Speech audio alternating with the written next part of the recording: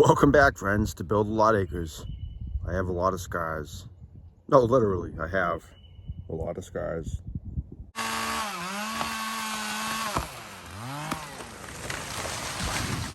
So in today's video, I just want to talk about why you need to slow down, pay attention, and be, in general, more careful with your projects. I'm going to tell you some stories and maybe give you some things to think about.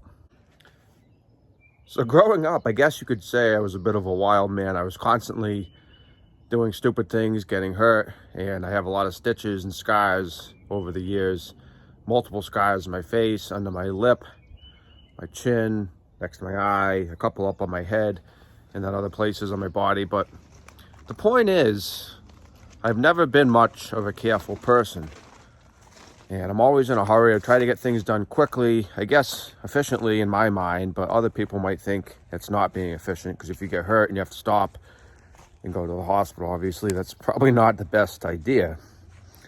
But I think in general, there's two types of mentalities as far as doing projects and working. There's people that take a little bit longer to do the project, but they're more methodical. They put things away as they use them. They clean up after each step. And at the end, they don't have to stop and clean up. And then I think the other group, which is where I would probably fall into, is you get the project done quickly, but you make a mess, you don't clean up as you go, and then at the end, you have a big mess to clean up. When you start coupling that with the fact that I have a little bit of ADHD and I'll start another project while that project's still going, you end up not cleaning up the first project mess, you move on to another project, and before you know it, you have 5 or 6 different projects going at a time, 5 or 6 different messes, all your tools are over the place. And I'm trying to be better about that, which is why in my New Year's video, I talked about using lists and utilizing written lists to try to keep myself on track. It's very hard for me to stay focused on one thing. I'll be doing a project, let's say, and I'll be just starting the project, getting into it, and then I'll see something else that I should really do this while I'm over here. And then you get sidetracked again. Before you know it, you have 5 projects going, like I said. And I just don't think it's efficient. The purpose of today's video is to talk to you guys, maybe give you some inspiration and thoughts as to it's just not worth being in a rush. Let's talk about what happened with my head. So yesterday, which was Saturday, I think April 28th, is that where we are now? This month is flying by. I can't believe it's almost May. But I was doing a lot of work in the yard. I moved some equipment around. I had a trailer that was in the way. I had an IBC tote. I had my fork frame actually in my lawn that I never moved from the winter. Just some debris from my basement when I cleaned that. So I moved all that. I picked up all the sticks in the lawn. I serviced my zero turn, sharpened the blades, the fluids, pumped the tires up, get that ready. And then Clara ended up mowing the entire lawn, which came out really nice. I'll show you that in a little bit. Then there was a couple other things I actually did too. I went to the dump, get rid of all my recyclables and my trash. So I had a good morning and being productive. And it was at the very end. I was actually planning on stopping around lunchtime, taking a break, going inside. And the last thing I did was took my little Bauer 20-volt leaf blower and I blew off the zero turn grass clippings. And then I blew off my Coyote because I had to use that to pick the zero turn up to do the services I was talking about. And as I was walking around the Coyote, I bumped my head on the fork frame because it was about, 6 feet in the air. It was just enough that I didn't quite see it. And I kind of forgot how high it was. And I was looking down with my leaf blower and boom!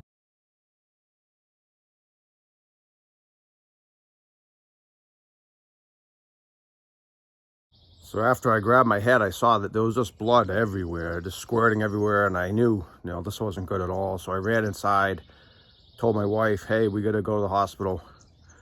And of course, she was freaking out. So I ended up having her drive me. I wiped a lot of the blood off my face, so the pictures only show about maybe half the blood that was there. And I had a good gash, probably, I'm gonna guess, 2 inches long and maybe a 1/4 inch deep. And anyone that's gotten cuts in their head knows they bleed a lot. And that was certainly the case with this cut. But I mean, I just think of some of the stupid things I've done over the years and injuries I've gotten. I mean, I have so many cuts and scars and bumps and bruises from doing different things over the years that you would think I would have learned by now not to be in a hurry all the time and slow down, pay attention, take the extra few minutes. But here I am in my 40s and I still haven't learned. I guess I'm just a slow learner. Let's take a look at the lawn real quick. Claire did a great job mowing, and I'm really happy with how the lawn looks this year so far. It's only April, and it looks nice and green. There's a few spots. They're a little bare, like you can see in here. Overall, there's another one over there. A lot of it's where dogs go to the bathroom, but where there could be grubs in the lawn. But I'm pretty happy with how the lawn's looking. I did want to aerate it, I just didn't have time to do so this year. But I'm hoping to do that maybe in the next month or so. We'll see. Let me know in the comments if you guys think I even need to bother, if I should just let it be.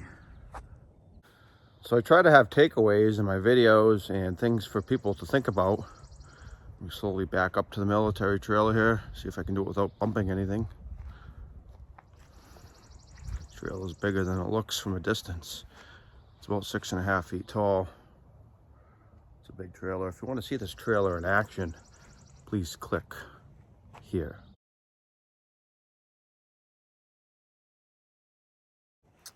So I didn't get it on camera. I was actually trying to get a lot done. And anyone that has a YouTube channel or films things knows filming projects adds a lot of time. Something that might take you 2 or 3 hours could instead take you triple that time. And you might just not have 8 or 9 hours to devote. You might have only 3. So I don't film everything I do, and I wasn't filming when this happened, but it was quite the event. And hopefully in this video, people can get something out of it to keep stuff like that from happening to them. This is a pretty new addition to the area. I got this strawberry patch little area. It's about maybe 6 feet wide and then 30 feet deep. I got 3 rows of strawberries, and I'm hoping to do more with the garden area this year. I haven't traditionally done a lot. I would love to have a little greenhouse in there. I did start my seeds about a week ago, and those are doing great. They popped up probably 2.5, 3 inches already. But I want to get more beds in here. So my wife actually wants to do a garden to the right of the barn there, maybe 30 feet out and then 40 feet back or so, but it's going to involve cutting some good sized trees. Some of these big pines are probably at least 80 feet tall, maybe more. So I don't know if that's going to happen this year. I got a bunch of other projects I'm trying to wrap up. So I don't know if that garden's going to happen this year. Probably not. I got too many other projects going on. And like I said, I'm trying to stick to the list and do projects that are on that to-do list. I have a white erase board. It works really good so far, I have to say. If you have trouble focusing like I do, maybe you have ADHD or whatever, it's a great way to keep motivated. What I've been doing is writing 5 or 6 items in the list. I'll do those 5 or 6 to-do items, and then I'll erase them or cross them off, and then I'll add more, and I'll keep adding them. And a little tip that I can give you is start with small projects. The smaller projects you have, put those first. They'll be quicker to do. You'll get them done quicker. It'll keep you motivated. Then you can add bigger projects as you go, because the big projects, some of mine are going to take quite a while, and it's also going to take a lot of money to do them. So I'm trying to do things that are simple and quick, like the service change on the Arians. That was on the list. Moving the stuff off the lawn, that was on the list. You know, little things like that don't sound like a big project, but when you get them off your list, it really can mentally help you and keep you motivated to keep going and do more. So I guess if there's any takeaway to take home from this that I would want people to think about, it's slow down, take your time, be more careful. It's not worth being in a rush, especially when you work around heavy equipment, you know, machinery. You can really get hurt quickly. And I know people that have gotten hurt and killed on machinery. I have a cousin that got killed in a tree cutting accident. I have a family in town that we know. He actually went to school with my father. He got killed cutting trees. So it can happen to anyone. These were 2 guys that were in their 50s at the time, and they were both seasoned woodcutters. They've been cutting trees their whole lives, and it just happened so quick. you know, me walking into that fork frame that was lifted up about 5.5, 6 feet in the air was a foolish thing. It was a stupid thing to do, but that could happen to anyone. All it took was a split second of me not paying attention, looking down at the ground, and that gash just happened in the blink of an eye. Could have been a lot worse. Could have bled more. I could have been way out in the woods, you know, half mile in the woods by myself, no one around. I mean, just imagine the different possible scenarios that you could have been in. So just please, please slow down, be careful, watch out for what you're doing, and take that extra minute.